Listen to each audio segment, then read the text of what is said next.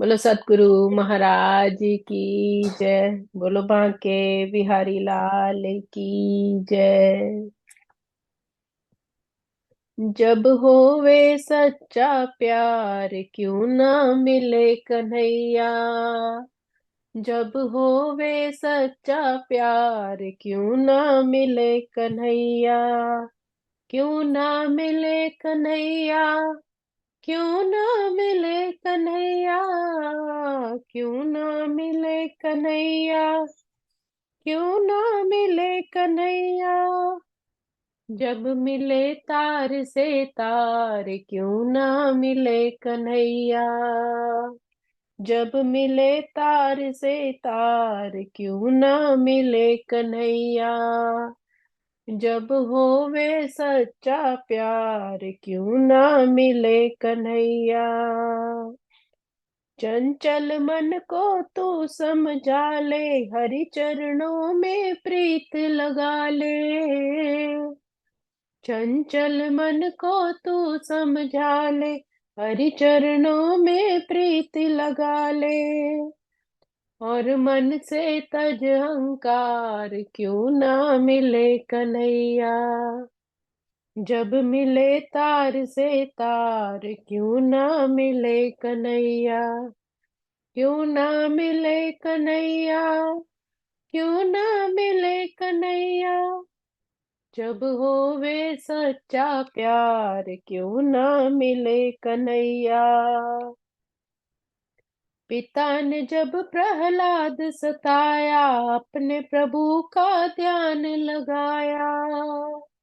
पिता ने जब प्रहलाद सताया अपने प्रभु का ध्यान लगाया। तब नरसिलिया अवतार क्यों ना मिले कन्हैया। तब नरसिलिया अवतार क्यों ना मिले मिले कन्हैया। कन्हैया। जब होवे सच्चा प्यार क्यों ना मिले कन्हैया। वन में बैठी शबरी माई राम नाम की रगन लगाई। वन में बैठी शबरी माई राम नाम की रगन लगाई। दर्शन दे गए अवध कुमार क्यों ना मिले कन्हैया। दर्शन दे गए अवध कुमार क्यों ना मिले कन्हैया। जब मिले तार से तार क्यों ना मिले कन्हैया। क्यों ना मिले कन्हैया। क्यों ना मिले कन्हैया। क्यों ना मिले कन्हैया। क्यों ना मिले कन्हैया। जब होवे सच्चा प्यार क्यों ना मिले कन्हैया। जब होवे सच्चा प्यार क्यों ना मिले कन्हैया। वसुदेव सुतं देवं कंस चाणूरमर्दनम देवकी परमानंदं कृष्णं वंदे जगद्गुरुं। कृष्णं वंदे जगद्गुरुम्। ओम श्री परमात्मने नमः। श्रीमद् भगवत गीता अथ पंचमोऽध्यायः। हाँ जी, प्रभु की प्यारी साथ संगत जी, हम उस सुंदर गीता जी के माध्यम से प्रभु के मुखारविंद से निकले सुंदर श्लोकों का श्रवण करते हैं। पांचवें अध्याय का हम श्रवण कर रहे थे, जिसमें हमने श्लोक क्रमांक 8 और 9 तक श्रवण किए। थोड़ा सा सारांश लेते हुए आगे वाह, बढ़ेंगे। एक दर्शन भी करा दिए तो जिस श्रीमद् भगवद गीता से आप करते हैं, थोड़े उनके दर्शन भी करवा दिए करो, जी अगर हो जरूर। सकता है तो। अगर नहीं है तो कोई बात नहीं, अगर ज्यादा वो तो बड़ी पीछे होती है। बैकग्राउंड वैसे है हाँ ही, हाँ हाँ हाँ, बिल्कुल ठीक है। शायद जय हाँ मैं दिखा पाए हूँ। हाँ हाँ, कोई बात, प्रणाम, जय। हाँ जी। गाओ जी गाओ, सुनाओ जी सुनाओ। हाँ जी, तो हम श्लोक क्रमांक हम 7, 8, 8 और 9 का हम सारांश लेते हुए आगे बढ़ेंगे। तो पिछले 8 और 9 श्लोकों में, अध्याय 5 के 8 और 9 श्लोक में भगवान ने बहुत ही सुंदर बात बताई कि साधारण मनुष्य और एक योगी मनुष्य में क्या अंतर है। भगवान कहते हैं कि सामान्य मनुष्य तो केवल शरीर, मन, बुद्धि इसके स्तर पर ही जीते हैं और यहीं तक ही सोचते हैं। लेकिन जो योगी पुरुष होता है, उसको लगता है कि मैं कुछ नहीं करता। वो देखते समय, सुनते समय, स्पर्श करते, सूंघते, खाते समय, चलते, सोते, श्वास करते हुए, हर वक्त, हर क्षण वो यही सोचता है कि मैं कुछ नहीं कर रहा। ये सब उस परमात्मा, ये इंद्रियों का ही स्वभाव है। इसमें कर्ता भाव मेरा कुछ भी नहीं है। हम्म। मतलब क्योंकि वो सत्य को जानता है। कहने का भाव है कि उसका जो भक्ति में लगा होता है सन्यासी, अपना अंतर मन जिसका परमात्मा से जुड़ा होता है, वो केवल परोपकार अर्थात भगवत सेवा के अतिरिक्त कुछ और दूसरा कार्य नहीं करता, क्योंकि उसे पता है कि वो भगवान का शाश्वत दास ही है। जबकि हम हम्म। साधारण मनुष्य ये सोचते हैं कि ये काम मैं कर रहा हूँ, मैं देख रहा हूँ, ये मेरी आंखें हैं, ये सब कुछ है। तो इस तरह जो योगी मनुष्य है वो आंखों को खोलते बंद करते सब कुछ भी ये करते समय उसका स्वयं का कुछ भी उसमें, भगवान यही समझा रहे हैं कि योगी के मन में ऐसी भावना होती है कि मैं कुछ नहीं कर रहा। तो ये हम्म। साधारण मनुष्य और एक योगी में एक विशेष अंतर देखते हैं। हम्म। अब आगे का श्लोक लेते हैं, श्लोक क्रमांक 10।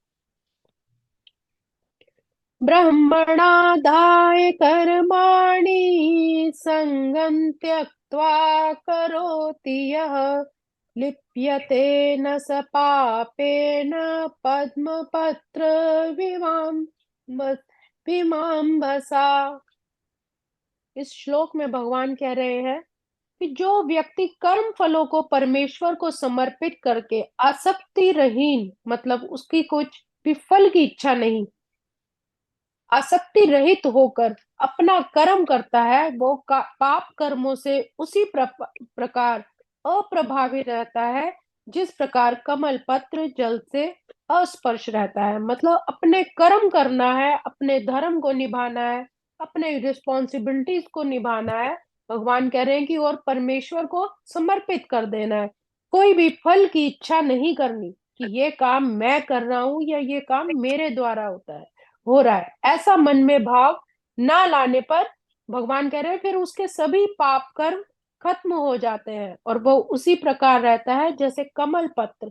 जैसे हमने पिछले भी श्लोकों में देखा था कि इसी प्रकार उसका जीवन होता है कि जैसे कमल का पत्ता जल में रहता हुआ भी उसमें भीगता नहीं है। यहाँ पर ब्रह्मण का अर्थ बताया गया है जो ब्रह्म में लीन है, उस परमात्मा में स्थित है। और जगत की प्रत्येक वस्तु उस ब्रह्म की ही अभिव्यक्ति बताता है। यद्यपि कार्य भिन्न भिन्न रूप से हो सकते हैं, किंतु वो भी, उनके कारण भी भिन्न भिन्न है। जो ये भली भांति जानता है कि प्रत्येक वस्तु उस परमेश्वर की है और वो केवल वस्तुओं के स्वामी है, अतः प्रत्येक वस्तु उस भगवान की सेवा में ही नियोजित की गई है। उसे स्वतः ही शुभ अशुभ कर्म फलों का कोई भी प्रायोजन नहीं रहता। जो कहता है कि सब कुछ परमात्मा का दिया हुआ है, ये उसी की इच्छा से हो रहा है, तो फिर वो शुभ अशुभ कर्म फलों में नहीं बंधता। और उसी प्रकार जैसे कमल पत्र जल में रहकर भी भीगता नहीं, इसी प्रकार मनुष्य भी पाप कर्मों से के अंदर लिप्त नहीं होता, उनसे परे हो जाता है। तो कहने का तात्पर्य है कि जो योगी जन है आसक्ति रहित कर्म करते हैं और अपने सभी कर्म फल भगवान को समर्पित कर देते हैं, कि अपने सारे कर्म करें, जिम्मेदारी भी निभाएं, लेकिन उसमें लिप्त ना रहे। ऐसे योगी कर्मों से उसी प्रकार अछूते रहते हैं जैसे कमल के पत्ते जल में रहकर भी जल को स्पर्श नहीं करते।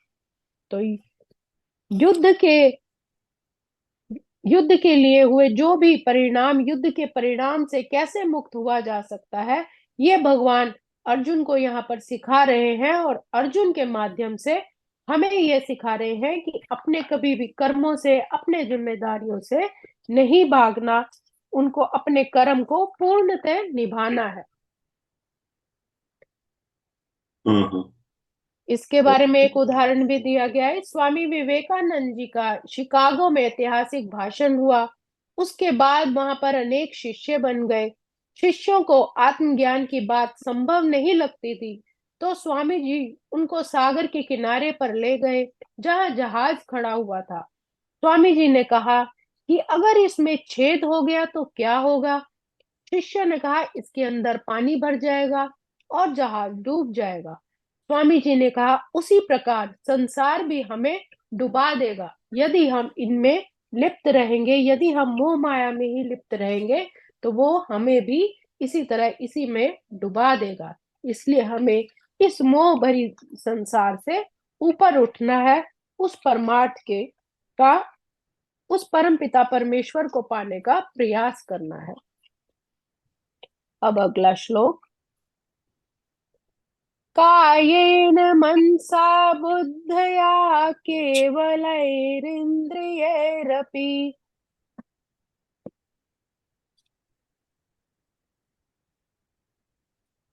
दोबारा से पढ़ते हैं। कायेन मनसा बुद्धया केवलैरिन्द्रियैरपि योगिनः कर्म कुर्वन्ति सङ्गं त्यक्त्वा शुद्धये। बहुत ही सुंदर श्लोक। भगवान इसमें कह रहे हैं कि योगी जन आसक्ति रहित होकर शरीर, मन, बुद्धि तथा इंद्रियों के द्वारा भी केवल शुद्धि के लिए ही कर्म करते हैं। जब कोई प्रभु की भक्ति में लीन व्यक्ति कृष्ण की इंद्रिय तृप्ति के लिए अपने शरीर, मन, बुद्धि और इंद्रियों द्वारा कर्म करता है, तो वह भौतिक कल्मश से मुक्त हो जाता है। अर्थात अपने शरीर, अपना मन, अपनी बुद्धि और अपनी इंद्रियों को परमार्थ के लिए, उस परम पिता की के लिए कामों में लगा देता है, उस भगवत सेवा में लगा देता है। तो फिर वो संसारिक जितने भी कार्यकलाप हैं, भव बंधन है, उनसे मुक्त हो जाता है। तो चार प्रकार के लोग भगवान बता रहे हैं कि चार प्रकार के लोग होते हैं। एक वो जिनको कर्म करने की आवश्यकता है लेकिन कर्म ही नहीं करते, मतलब अपनी जिम्मेदारियों से, अपनी रिस्पॉन्सिबिलिटी से दूर रहते हैं, केवल आलस और उनका जो होता है उसके कारण ही, अपने स्वभाव के कारण वो कर्म ही नहीं करते जो उनके लिए आवश्यक भी है। दूसरे वो जिन्हें कर्म करने की आवश्यकता है और कर भी रहे हैं, जैसे हम हैं। हमें अपने इस संसार में, ग्रस्त में, परिवार में रहते हुए कर्म करने जरूरी भी है और करना भी चाहिए। तीसरे जिन्हें कर्म करने की आवश्यकताएं नहीं है और वे कर्म भी नहीं कर रहे हैं, ना तो उन्हें कर्म करने की आवश्यकता है और ना ही वो किसी तरह का कर्म कर रहे हैं। चौथे वे जिनको कर्म करने की आवश्यकता नहीं, किंतु फिर भी शरीर, मन, बुद्धि से दिन रात कर्मरत है। अर्थात जो साधु महापुरुष, हमारे संत महापुरुष ज्ञानी हुए, उन्हें कोई कर्म करने की आवश्यकता नहीं है, किंतु फिर भी वो अपने मन बुद्धि से दिन रात उस परमात्मा का सिमरन करते रहते हैं और कर्मरत रहते हैं।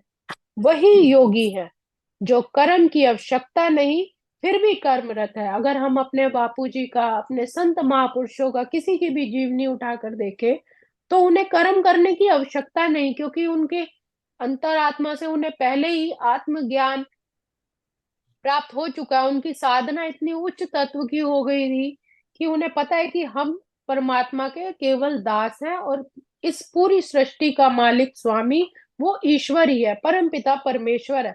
फिर भी उन्होंने अपना कर्म किया और आगे लोगों को भी उस परमार्थ के रास्ते पर ले जाने के लिए समझाते हैं, बताते हैं। तो ये अपना कर्म कर रहे हैं। ऐसे योगी इंद्रिय, मन, बुद्धि और शरीर से आसक्ति छोड़कर, उन्हें कभी अपने शरीर की, मन की, इसकी चिंता ही नहीं होती, चित्त की शुद्धि के लिए वो कर्म करते रहते हैं। और हमें भी समझाते हैं कि उस भगवत राह पर चले। शील रूप गोस्वामी ने भक्ति रसामृत सिंधु में इस प्रकार वर्णन किया है। इहा यस्य हरे दार्यस्य कर्मणा मनसा गिरा निखिला स्वप्य वस्थासु जीवन मुक्तस्य उच्यते। अर्थात अपने शरीर, मन, बुद्धि और वाणी से जो सत्कर्म करता हुआ कृष्ण सेवा, भगवत सेवा व्यक्ति इस संसार में भी मुक्त रहता है, भले ही वो अनेक भौतिक कार्यकल्पों में व्यस्त क्यों ना हो। हमें दिखता है, अगर हम बापू श्रद्धा राम जी महाराज जी का उदाहरण लेके चले, तो कहने के लिए वो सुरमा बनाते थे, लोग आते थे, लेकिन उन्हें ये करने की आवश्यकता भी नहीं थी। अगर वो चाहते तो वो ना करते, लेकिन अपना कर्म भी करना है। देखने में हमारे जैसे ही उठना, सोना, बैठना, जागना सब कुछ, लेकिन उनका चित्त, मन, बुद्धि केवल हरि सिमरन में, सिर्फ परमात्मा में ही लगी रहती थी। इस तरह इसलिए बिल्कुल। भगवान कहते हैं कि भौतिक कार्यकलापों में लगता है कि वो लगे हुए हैं, लेकिन वो उसमें व्यस्त नहीं, मतलब उनका मन, चित्त जो था इन सबसे, सांसारिक चीजों से मुक्त रहता था। उसमें अहंकार नहीं रहता, क्योंकि वह इसमें विश्वास नहीं रखता कि भौतिक शरीर है, कि वह भौतिक शरीर है या यह शरीर उसका है। उनमें अहंकार इसलिए नहीं आता था क्योंकि उनका अपने शरीर से मोह नहीं था कि यह शरीर मेरा है या मैं इस शरीर के लिए हूं। उनके अंदर उन्होंने शरीर का मोह कभी, बहुत पहले ही त्याग देते हैं। वे स्वयं कृष्ण का है और उसका ये शरीर भी कृष्ण की ही संपत्ति है। जब यह शरीर, मन, बुद्धि, वाणी, जीवन, संपत्ति संपत्ति आदि से उत्पन्न हर वस्तु को जो भी उसके अधिकार में है कृष्ण की सेवा में लगाता है, तो वो तुरंत ही उस परमपिता परमेश्वर से भी जुड़ जाता है। जो ये मन में मान लेता है कि मेरी हर दी हुई वस्तु उस परमात्मा की कृपा से मुझे मिली है, मन, बुद्धि, ये शरीर, ये जीवन, ये वाणी, मेरा सब कुछ जो है उसका दिया हुआ है, मेरा कोई अधिकार नहीं है, तो ऐसे भाव रखने वाला मनुष्य उस परमपिता से शीघ्र जुड़ जाता है। वह कृष्ण से एक रूप हो जाता है और फिर उसका अहंकार भी खत्म हो जाता है, जिसके कारण मनुष्य सोचता है कि मैं शरीर हूँ। और यही कृष्ण भावनामृत की पूर्ण अवस्था है। अहंकार से रहित तभी मनुष्य होता है जब उसमें वो त्याग की भावना आ जाती है कि मैं उस परम पिता का दास हूँ और ये शरीर उसका ही दिया हुआ है, और उसी, ये सब वस्तु उसी की दी हुई है, मैं केवल एक दास मात्र हूँ। जब ऐसी मैं वाली भावना मनुष्य के अंदर से समाप्त हो जाती है, तभी उसको परमपिता परमेश्वर का भी प्यार मिल पाता है। तो यहाँ पे ये योगी जन के बारे में भगवान ने हमें बताया। आज के श्लोकों को हम यही विराम देंगे। ओम श्री कृष्णार्पणमस्तु। हरे नमः, हरे नमः, हरे नमः। दुर्योधन ने जाल बिछाया, अर्जुन कृष्ण की शरण में आया। दुर्योधन ने जाल बिछाया, अर्जुन कृष्ण की शरण में आया। सारथी बन गए कृष्ण मुरार, क्यों ना मिले कन्हैया। जय हो। सारथी बन गए कृष्ण मुरार, क्यों ना मिले कन्हैया। जब मिले तार से तार, क्यों ना मिले कन्हैया। जो तू भजन करे दिन राती, श्याम सुंदर तेरे बन जाए साथी। जय हो। जो तू भजन करे दिन राती, क्यों? श्याम सुंदर तेरे बन जाए ये दोबारा साथी। पढ़ना, ये वाली लाइन दोबारा पढ़ना। क्यों? जो तू भजन करे दिन राती, जो श्याम जो तू सुंदर। भजन है, जो हाँ, तू या जो क्यों? क्यों? तू जो। हे, हाँ। हे मनुष्य, जो ठीक। तू भजन करे। अगर तू जो तू। मनुष्य है, तू भजन करे। हाँ, जो जो। तू भजन करे दिन राती, श्याम सुंदर तेरे बन जाए साथी। तू शरण में आ एक बार, क्यों ना मिले कन्हैया। जय हो। ऐ मन, ऐ मन तू अहंकार को त्याग के उस परमात्मा की शरण में जा। तू शरण में आ एक बार, क्यों क्यों ना ना मिले मिले कन्हैया। कन्हैया। क्यों ना मिले कन्हैया, क्यों ना मिले कन्हैया, क्यों ना मिले कन्हैया, क्यों ना क्यों मिले ना। कन्हैया। जब जुड़े तार से तार, क्यों ना मिले कन्हैया। जब होवे सच्चा प्यार, क्यों ना मिले कन्हैया। जब होवे सच्चा प्यार, क्यों क्यों ना ना मिले मिले कन्हैया। कन्हैया। वाह जी वाह। बोलो बाके बिहारी लाल की जय। मेरे सतगुरु क्यों ना मिले कन्हैया। महाराज की जय। वाह वाह। हैं, जब मिले तार से तार, क्यों ना मिले कन्हैया। आप गाते जाओ और कोई ना कोई ऐसा बन जाएगी बात कि आपकी नैया उस पार वो ले जाएंगे।